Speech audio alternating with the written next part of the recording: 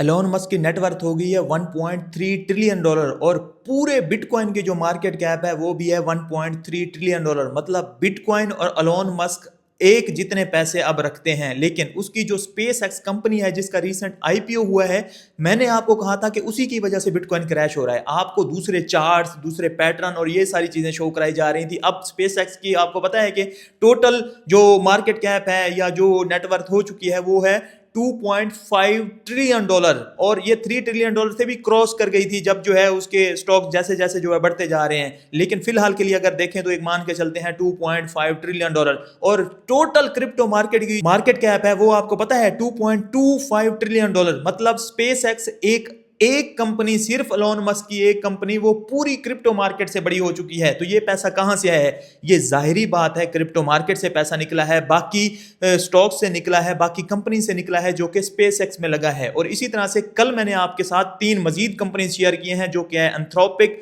Open AI और डाटाब्रिक्स। ये तीनों कंपनीज के आईपीओ भी होने वाले हैं। और स्पेस एक्स के बाद कितनी ज्यादा हाइप बन गई है, क्योंकि इसको जो लोग पहले से बाय किए हुए हैं या इसकी आईपीओ में जिन्होंने पार्टिसिपेट किया है, $135 पे इसकी लिस्टिंग हुई थी और अब जो है $212 पे इसका स्टॉक्स जो है चल रहे हैं। तो कितने गुना प्रॉफिट मिल गया है सिर्फ एक एक हफ्ते के अंदर, कुछ कुछ घंटों के अंदर लोगों ने कितने बना लिए हैं। तो अगली जो 3 आईपीओ आने वाली है, आपको नहीं लगता कि उनमें जो है लोग पार्टिसिपेट करेंगे, उनमें जो है बाकी जो बिटकॉइन है इनसे पैसा निकल के वहां पे जाएगा? ये चीज नोट कीजिए। लेकिन इसमें जो अभी पैसा लगा रहे हैं जैसे कि कैथी वुड, आपको पता है कि आर इन्वेस्टमेंट की जो सीईओ है या फाउंडर आप कह लें, जो अपने बच्चों को भी कहती है कि हर मंथ आपने बिटकॉइन बाय करना है अपनी पॉकेट मनी से, वो भी जो है स्पेस एक्स के आईपीओ में पार्टिसिपेट किया था। उसने भी $0.5 बिलियन के जो है तकरीबन स्पेस एक्स के शेयर लिए थे। तो ये भी तो जाहिर बात है उसने बिटकॉइन से प्रॉफिट बुकिंग की होगी या किसी और जगह से की होगी। तो ये सारा पैसा जो है जो बाकी स्टॉक से, जो क्रिप्टो से अभी के लिए निकल रहा है, ये यूएसए के अंदर बड़ी बड़ी आईपीओ आने जा रही है, उसकी वजह से जो है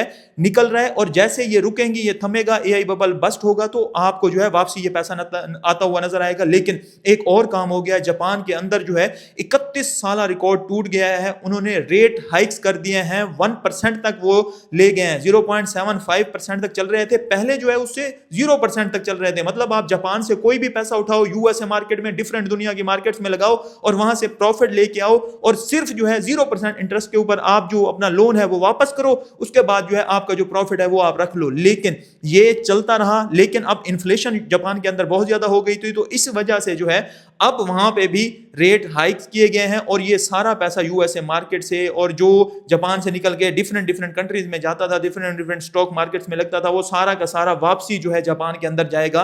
तो इस वजह से जो है बिटकॉइन और क्रिप्टो मार्केट में जो लोग वहां से जो है 0% इंटरेस्ट के ऊपर उठा के लाते थे, तो वो सारा पैसा जो है निकल के वापसी जाएगा। तो ये बिटकॉइन क्रिप्टो के लिए अच्छी बात नहीं है। फिलहाल जो बिटकॉइन क्रैश नहीं किया, रीजन एक ही है कि बिटकॉइन ने इस चीज को पहले प्राइस इन कर लिया था। लेकिन अगर यही काम आगे भी होता रहा, मजीद उन्होंने रेट हाइक्स किए, तो आगे बिटकॉइन जो है इस वजह से आपको क्रैश होता हुआ नजर आएगा। तो जापान के इंटरेस्ट रेट पे आपने लाजमी नजर रखनी है, ये आपको बहुत अच्छी पोजीशन जो है लेके देगा कि कब कब जो है उसकी न्यूज निकल रही है, उसमें शॉर्ट लॉन्ग पोजीशन जो है आपको देखने को मिल जाएंगी। ये सीन चल रहा है, ये सिनेरियो चल रहा है। लेकिन स्पेस एक्स की आईपीओ में जो है कुछ सिनेरियो हैं जो मैं अभी देख रहा हूं, अमेजोन की और माइक्रोसॉफ्ट की जो अभी कह लें मार्केट कैप है, वो स्पेस एक्स से भी कम हो गई थी एक टाइम पे।